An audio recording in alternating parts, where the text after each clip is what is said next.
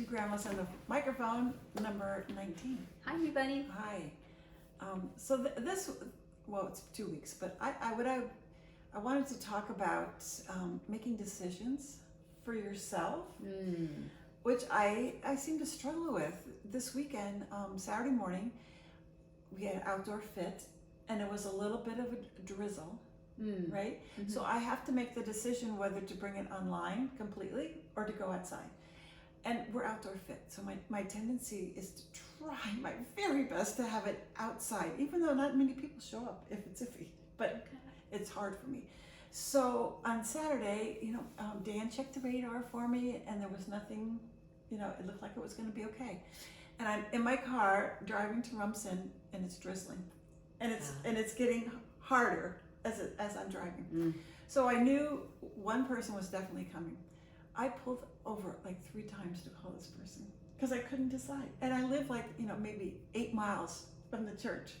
So, I'm like, what is wrong with me? Why can't I just make the decision, And it doesn't, nobody cared. Nobody cares, But I thought, oh, Meredith will probably be there. And I thought if she's going to be there, I have to go. But anyway, but the point of it is like, I have to make the decision what's best for me. And it's okay for everybody else, and just be fine with it and not drive myself crazy. Does anybody else have that? Yeah. I'm a 9 on the Enneagram, which is the peacemaker, which I want everybody to be happy and not to cause any issues, and so it's not easy for me, and I have to learn. But then the last video, you had said something about your year of not betraying yourself. So Did I mention it last time? Yeah, you said something, and so I thought that would be a great thing. No, it was about going gray. Oh, so right, that was within that year. That's what brought that up. Yes. So go ahead, tell us about that. Wow. So, where do I start? I had been in a relationship, and I felt very betrayed in this relationship, and it ended. And I spent a couple of days of just kind of soaking and feeling betrayed until it occurred to me that I had the wrong focus, that I didn't need to focus on his betrayal of me, but my betrayal of me, because I could do something about that. I'm very big on if I can do something about it, then it helps me to feel empowered. So I started to... It took you a while. It took me a couple days. You forgot about it, right? What did you say? You forgot that was the point. No, I didn't forget, but it took me, I think I needed to face the reality. The reality was true. I felt betrayed by this person. But I also needed to take the next step, because I think in healing, we still have to face the truth about what someone has done, and that was a reality for me. Right. And then you have to go. For me, I then take the next step. So now what? Now what do I do? Do I just feel like this victim, which I'm not a victim. That is not my agenda, and that's not my perspective on life. So I turned it around and said, well, in what ways am I betraying myself in my life? And I was like, okay. So it was the year of not betraying myself. So did you decide you were going to make it a year? Did you decide you were going to make a thing about this? It just so happened that it was going to be my focus. My focus was going to be, and I didn't, when I look back, I call it the year of not betraying myself, because I found all these ways that I was not being authentic, like not being truly me, or not making decisions that really benefited me. Like I had to start thinking about myself first. Right. So because in reality, I betrayed myself by not paying attention to the ways that I knew I could possibly be betrayed by this person. Right. And that's how I betrayed myself with that. And that's way more important than what someone else does to us. It's harder. It's easier to look at the other person, right? But it's definitely more beneficial, right? Helpful and healthy, illuminating, and life-changing. Life-changing. So for me, we talked about, one of the things was not coloring my hair anymore, because I wanted to do it for a while, but I kept thinking about other people won't like it, I'll look older, blah, blah, blah. But I always loved gray hair. From the time I was 30s or 40s, I'd look at people with gray hair and say, oh, that's so beautiful. But your hair was blonde, right? I was blonde, so it wasn't that difficult, but yet it looked different. And at first my daughter didn't like it. She loves it now, but back then she was like, ugh, I don't like it. So some people didn't. But I just stayed with it. I thought the worst that can happen is I will color it, I'll highlight it again or something, That's what I thought could be the worst. But I did little things too. I was telling you, I changed my manicurist. I liked her as a person. You think she watches this? I don't think so. I liked her. She was lovely, but I didn't like the way she did my nails.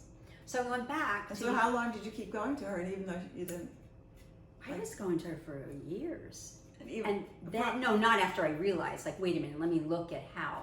Like, once you put a light on something, you'd be surprised at what you see, right? Because you can keep doing it. Like, I knew that I wasn't thrilled with it, but I liked her and I didn't want to affect her financially. You see, all the focus is on not wanting to hurt someone else or affect them. But I had to start putting myself equally, if not more important, into that equation of how will I make my decisions, you know? And then I actually put my house on the market, and huge things happened. Even when it came down to selling my house, I had to make a big decision that was so hard for me, that involved putting my needs first and not somebody else that I cared about, and it was hard. So it was like as if the universe was saying, oh, you want to do this? Yeah, Let me show you how hard this is going to be. And it was hard, Yeah. but it helped me to grow and to heal, you know. So I think we're the closest we're ever going to be is to ourselves. So if we're the ones betraying ourselves, and if you're happy, then the people around you, eventually they'll get it or they'll not. Right. But then you know who really cares about you too, right? Because if they do, of course they're going to want you to do what's best for you when it involves you particularly, right? So it is. I do now call it the year of when I stopped betraying myself. Yeah, because it was a few years ago. Right. So, but I keep on the process of making sure when I make decisions that I'm making them for me, you know, top in mind. Right. I have to at this point in life, right? And it doesn't mean, if anything, it helps me to be more compassionate, more understanding of other people and their needs. It doesn't make me feel selfish. It makes me feel self-caring, and that I've achieved a new level of, or another level of self-love and self-compassion, right? It sounds very like refreshing to me. Oh, thank you, Right? thank you. Felt refreshing. It feels refreshing because I continue. Like, it didn't stop after a year. But it was my turning point. It was that year that it felt like that was my focus. Like that was really what I was working on. And now I work on other things too, in addition to that. But, Right. yeah. We both have striped shirts on today. Yeah, without even sentimentals or anything. I know, that's funny, right? Well, that's good. And then did I talk about my healthy psychologist last time? Healthy psychologist. Tell me. I'm supposed to see this I thought it was a pause. Oh, yes. So you she tell- calls, right. this woman calls herself a healthy psychologist. Okay. Well, number one, I asked her if I could call her by her first name. Now, if it was a man, I never would have done that. Oh, interesting. I never would have done You that. never would have called him by his first name? Unless I wouldn't have said, oh, do you mind if I call you Frank? You would just done it. No. You wouldn't have done it at all.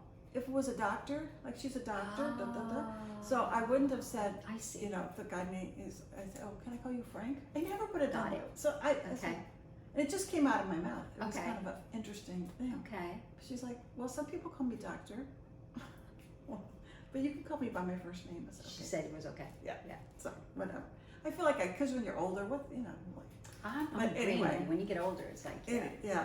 So she wants me to read The Magic. Do you know The Magic? By Elizabeth? No, it's like Rhonda or something. It's the same person that wrote The Secret. Oh, got it. Okay. So it's all about, it's like a 28-day of being grateful and saying thank you. Okay. And as if you already got it, right? Whatever it is that you want. To say Yes. it in words that say I've already gotten Right, it, right? Okay. right. But it's more, it's not, it's just about being grateful for your day and Sure. be thankful Sure. and all of that. So I started reading it and I thought, I need a magic journal. So Cool. I went on Etsy, so I'm waiting for the magic journal to come Cool. in I order like to that. start my 28 days. That's wonderful. But the first thing is to write down your dreams. Oh. Not what you dream when you go to sleep, but like what you want. And I always have difficulty with that too. It's really Okay. hard for me to do that. Okay. But that's an important thing to do. Because you don't know what you want, or because Part of it. It feels selfish. Doesn't feel comfortable. I'm not sure what I want. That's mostly it then, yeah. I don't know. And you're supposed to go deep, like why, Yeah. why do you want that house in the Yeah. woods? Or Yeah. so Yeah.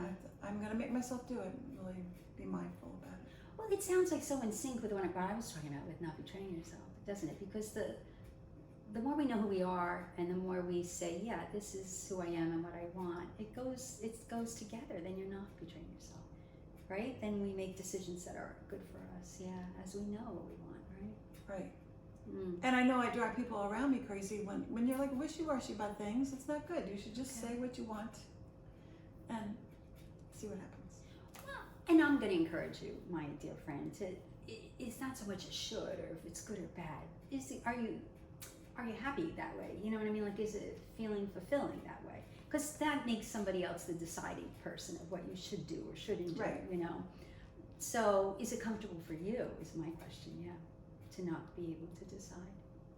No, that's not comfortable. Exactly. So that's the more important part. Like, that's the no, I don't like reverse it to be not betraying yourself. Like, to make decisions in a way that reflects who you really are is definitely I think the key to authenticity, right? Like, this is who you are. Right. And to know who you are. So do you stop and ask yourself a question before you decide something? Sometimes. It depends. Some things are Before easier you for bought me. that striped shirt, you did. I like the color. It was nice and bright for the summer. It was a few years ago. But I'm thinking how one time I dated a guy shortly, and he said to me, one time I said, but I know who I am. He's like, who says that? Who says they know who I am? I'm thinking, I do. I know who I am. It doesn't mean that I may not get confused or I may not, do something I regret, as you know, I may, but I do know who I am. Mostly I do, Somebody might give me a bit of information that I think will be interesting that I wasn't aware of. So I don't mean that, but basically I know who I am. But isn't it funny that people will look at me strange and think, that's strange for you to say. How do you know who you are? Like, how do we not know? We're in our late 60s. Yeah. It's not time. Exactly. Yeah, right? At this point, I pray I know myself Right. fairly well. Right. Fairly well, And I think I just hesitate, but I think I know myself very well. There's not too many things people can tell me that I'm like, oh, I didn't know. I was like that. I know all the crappy things about me, believe me, and the good things. I know both, Well, my sister we were at a wedding, and my sister's like, I want to grow up to be just like you, Mary. Aww. I'm like, oh. I don't know what I did. Something came out of my mouth. Aww. So, yeah. I hope you absorbed that. I hope you took that in. I did, and I just documented it on I 2 grams on a know. microphone number 19. Oh, well, thank you for sharing with all of us. That's such a lovely thing Yeah. for someone to say, wow, it's so cool. And I think that's the key too, when people say such loving, wonderful You things. gotta take it in. Yeah. Right. Like, open up our hearts and just let it, savor it. Wade in it, just really take it in. Yeah, that's lovely, lovely thing. Yeah. I can understand that. I can understand her saying that about you. Yeah. Wow. Yeah, Thank I you. can. It makes sense to me. Yeah, lovely. Thank you. Alrighty. Good. Okay. Thank you for joining us today in our conversation. Right. It was an intimate one. This was good. This was good. Thank you. See you in a couple weeks.